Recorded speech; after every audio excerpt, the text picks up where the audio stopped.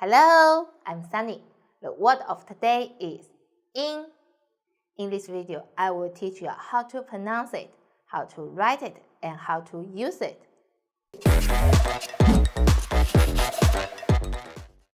First, let's read together. 我们一起读 in. So pay attention here. We know if we use in, final in, without any initials, you need to write like this. And the first tone, in. Very good.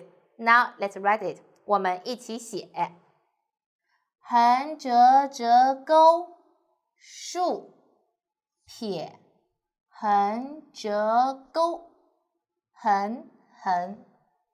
In means overcast. Like it's overcast. 天阴了。Today is overcast. 今天是阴天。